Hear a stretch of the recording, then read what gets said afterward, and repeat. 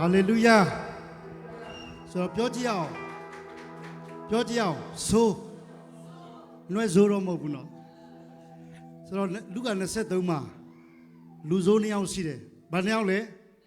2ယောက်စလုံးထဲမှာဒိုးမပါအောင်ဒါပေမဲ့ကဲတချင်းရတဲ့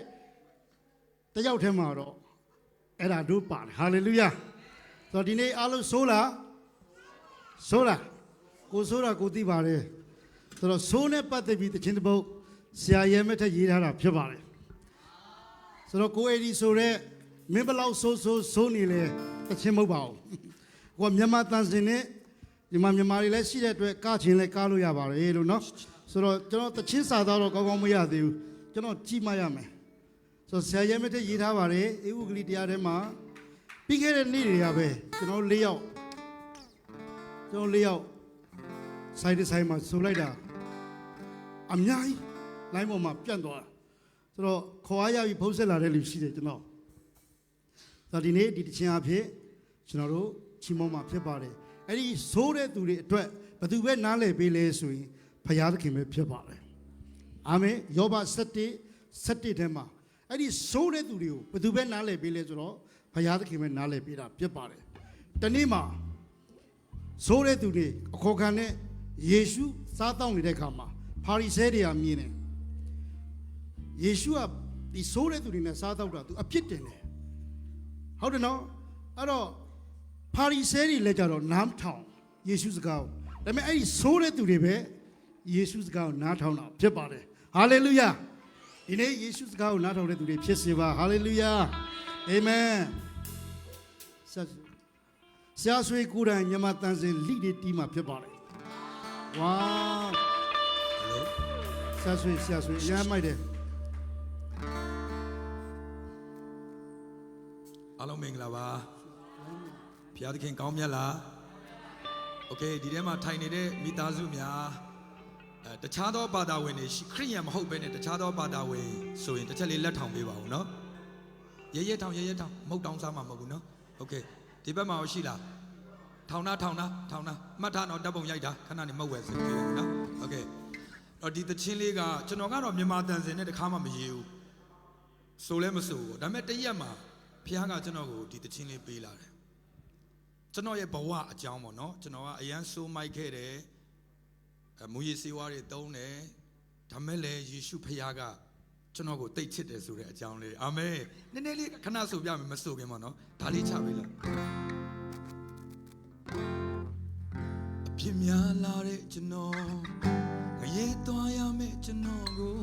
သူအသက်ပေးချစ်ခဲ့လေတယ်ဒါလေးချပေးလာတာ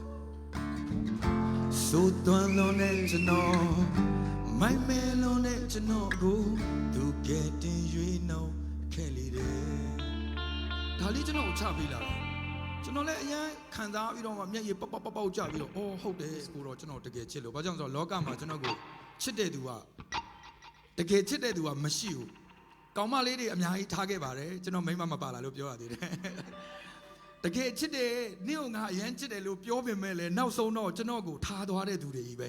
သစ္စာမရှိတဲ့သူတွေပေါ့နော်ဒါပေမဲ့ကျွန်တော်မူရည်စေဝါနဲ့အဲ့ဒီနိုင်ကလပ်မှာရိုက်တက်ခံရတဲ့တေခံကြီးဖြစ်တဲ့အချိန်မှာခေါင်းလဲကွဲနေပြီးသွေးတွေနဲ့အဲ့ချိန်မှာတကယ်ချစ်ပါတဲ့ဆိုတဲ့သူတွေကကျွန်တော်နားမှာတယောက်မှမရှိတော့တစ်ချိန်တော့တာကြီးမင်းဘာလုပ်ချင်လဲ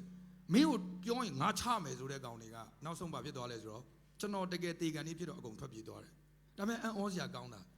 အဲ့ဒီယေရှုဖခင်ကိုကျွန်တော်တလိုက်တယ်လို့ပြောမှာပေါ့နော်တခြားတော့ဒီဗုဒ္ဓဘာသာစကားဆိုတလိုက်တာဘလို့တလိုက်ဆိုယေရှုဖခင်အသက်ရှင်တဲ့ဖခင်မှတ်နေဆိုရင်ကျွန်တော်ကိုအသက်တစ်ချိန်လောက်တော့ပြန်ရှင်ခွင့်ပေးပါလို့အဲ့လိုလေးပဲကျွန်တော်ယုံကြည်နေတာပဲမျက်ရည်နဲ့နှလုံးသားအကျွမ်းမဲ့နဲ့ဒါအရေးကြီးတယ်နော်ဟိုယေရှုကဲပါအဲ့လိုတော့မဟုတ်ဘူးပေါ့နော်တကယ်နှလုံးသားနဲ့တကယ်ကိုယ်ကလည်းတကယ်သေတော့မှလေဆိုတော့ခလုတ်ထီတော့အမိတားလဲဒုက္ခရောက်တော့ဖယားတာတကယ်ဒုက္ခရောက်မှလူကဖယားကိုရှာတာဖြစ်တယ်ရှာတဲ့ဖယားကကိုယ့်ကိုတကယ်ကယ်တင်နိုင်တဲ့ဖယားဖြစ်ဖို့လိုတယ်အာမင်အဲ့ဒီယေရှုဖယားကကျွန်တော်ကိုကယ်တင်ခဲ့တာဒီနေ့နဲ့ဆို9နှစ်ရှိသွားပါပြီ2020ခုဆိုရင်10နှစ်ပြည့်ပြီဟာလေလုယာအဲ့ဒီယေရှုဖယားကျွန်တော်ကယ်တင်ခဲ့တာဖြစ်တယ်ကျွန်တော်စိုးမိုက်တယ်ဒီမှာရှိတဲ့သူတွေလည်းအားလုံးစိုးမယ်လို့ကျွန်တော်ယုံကြည်တယ်ကျွန်တော်လိုတော့မူရည်စေဝါတွေမသုံးပါဘူးဒါပေမဲ့အတွင်းနှလုံးသားထဲမှာစိုးညစ်နေတဲ့ຢာတွေရှိတယ်လေနော်ဒါပေမဲ့စိုးညစ်အပြစ်ရှိရင်တော့အပြစ်ရဲ့အဖို့အခအပင်ငရဲမှာသွားရမှာဖြစ်တယ် ဒါပေမဲ့လည်းယေရှုကသင်ရဲ့အပြစ်တွေကိုဘလောက်များများသူကအပြစ်ကိုတော့သူမုန်းတယ်ဒါပေမဲ့အပြစ်သားသင်နဲ့ကျွန်တော်ကိုတော့သူကချစ်တယ်အာမင်တခြင်းလေးကသင်ကိုစကားပြောပါစေဟာလေလုယာ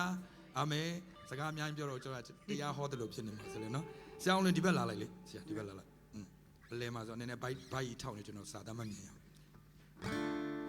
တော့ဘိုက်ပဲပြဿနာရှာ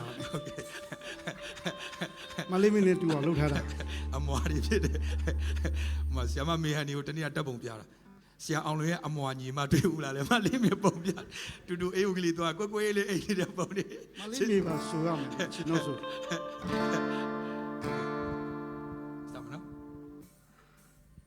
ကချင်းနဲ့လူကားလို့ရပါတယ်လို့ဟာလေလုယာ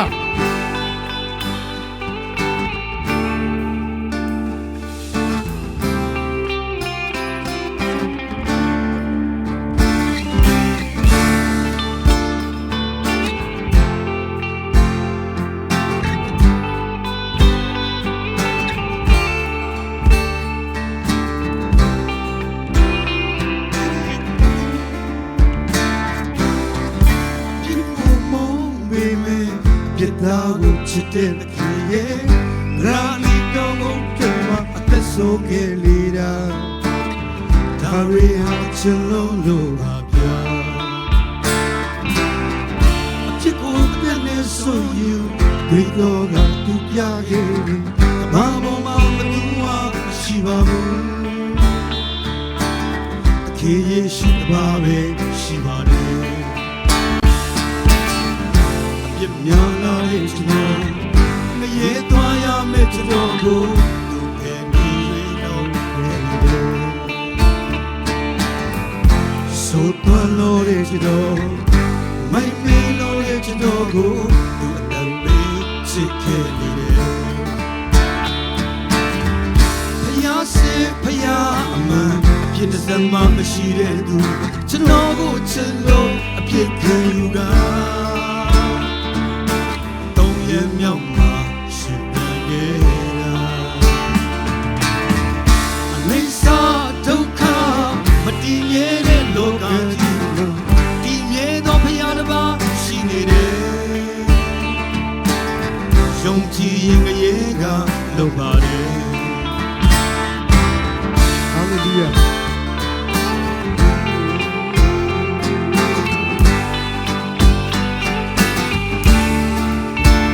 နောက်ဆိုရင်ဒီလိုမျိုးတစ်ချင်းနေဆရာအများကြီးထွက်လာမှာဖြစ်ပါမယ်အပြစ်ကိုမုန်းမိမဲ့အပြစ်သားကိုချစ်တဲ့သခင်ရဲ့ရာနီတောင်းကုန်ထမသဆိုခဲ့လေတာနာရီဟာချစ်လို့အချစ်ကိုအသက်နဲ့ဆိုယူအတွေ့တော်ကသူပြခဲ့ကဘာပေါ်မှာဘသူမှမရှိပါဘူးယေရှုဘာပဲရှိပါတယ်အပြစ်များလာတဲ့ကျွန်တော်မရေသွားရမယ့်ကျွန်တော်ကိုသူကဲ့ပြီးရွေးနှုတ်ခဲ့လေတယ်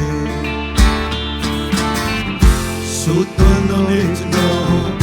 မိုင်မဲလုံးတဲ့ကျွန်တော်ကိုသူအတန်ပြီးချစ်ခဲ့လေတယ်ဖယားစီဖယားအမှန်ဖြစ်တဲ့စမ်းမရှိတဲ့သူကျွန်တော်ကိုချစ်လို့အပြစ်ခံယူတာသုံးရမြောက်မှာရှင်ပြန်ခဲ့တာအနိစ္စဒုက္ခမတည်မြဲတဲ့လောကကြီးမှာတည်မြဲသောဘုရားတစ်ပါးရှိနေတယ်ယုံကြည်ရင်ရေးတာပါတယ်ပြင်းများလာတဲ့ကျွန်တော်မရေသွားရမယ့်ကျွန်တော်ကိုသူကဲ့ပြီးရွေးလို့ခဲ့လေတယ်ဆိုတော့နဲ့ကျွန်တော်မိုင်မဲလို့နဲ့ကျွန်တော်ကိုသူအတန်ပေးချစ်ခဲ့လေတယ်ဖယားစေဖယားမှပြည့်တဲ့စမ်းမရှိတဲ့သူကျွန်တော်ကိုချစ်လို့အပြစ်ခံယူတာမြောက်မှာရှင်ပြန်ခဲ့တာအနိစ္စ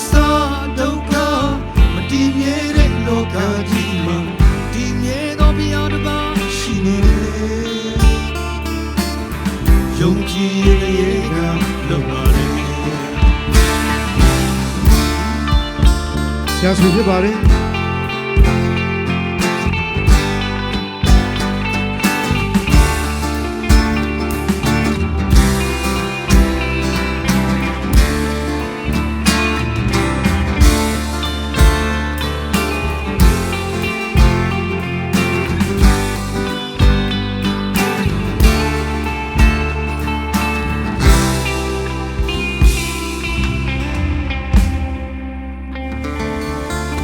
ဟာလေလုယာ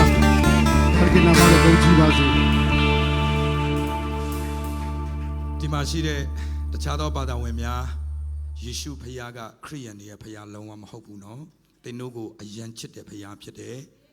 ကျွန်တော်တို့ပြောမှမယုံနဲ့အခုအချိန်မှာနှလုံးသားထဲမှာတင့်မှာမေးခွန်းတွေရှိနေလားအဖြေတောင်းလို့ရတယ်ယေရှုစီဘဝအခက်ခဲတွေကိုလည်းယေရှုဖခင်ကဖြေရှင်းပေးနိုင်တယ်ယောဂါတွေရှိလားယေရှုကိုဆုတောင်းကြည့်တသက်ရလိမ့်မယ်အာမင်ယေရှုဖခင်ကသင်တို့အပြစ်တွေအားလုံးကိုလက်ဝါးကတိုင်းမှာအသေးခံတယ်အသွေးနဲ့ဆေးပေးတယ်၃ရက်မြောက်တဲ့နေ့မှာရှင်ပြန်ထမြောက်တယ်ဖျားစစ်ဖျားမှန်ဖြစ်တယ်လူတွေပါဇက်ဖျားမှာပြောနေတဲ့ဖျားဆိုတာတဆူပဲရှိတယ်ဟုတ်ပါတယ်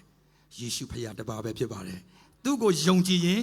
နောင်တမလွန်မှာကြိုက်တဲ့အချိန်တည်းသင်ရဲ့ဝိရင်ကောင်းကင်နိုင်ငံကျွန်တော်တို့အားလုံးကောင်းကင်မှာထာဝရပြန်ဆောင်ရမှာဖြစ်ပါတယ်အာမင်အရောက်စီတိုင်းဖျားသခင်အထူးကောင်းချီးပေးပါစေယေရှုရဲ့ကယ်တင်ခြင်းရပါစေ